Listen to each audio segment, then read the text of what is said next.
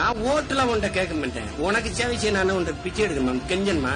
உன்னை ஏமாத்துறவன், உன்னை ஏச்சு பிழைக்கணும்னு நினைக்கிறவன், உனக்கு வந்து வீடு வீடு கும்பிடுவான், உனக்கு காசு கொடுப்பான், பறிப்பான். நான் உனக்கு வேலை செய்யணும்னு வந்தவன்.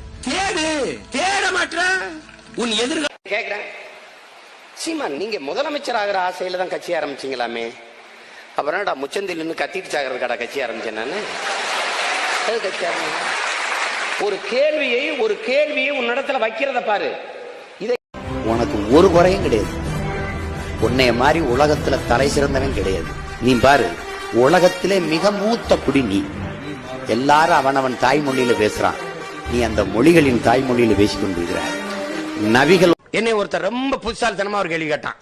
தோக்க போறோம் என்று தெரிந்து நீங்கள் இதற்கு போட்டியிடுகிறீர்கள். நான் கேட்டேன், நீ சாக போறேன்னு தெரியுதுல எதுக்கு சாப்பிடுகிறாய்? அவன் சொல்றான் இல்லையா, ஹிட்லர்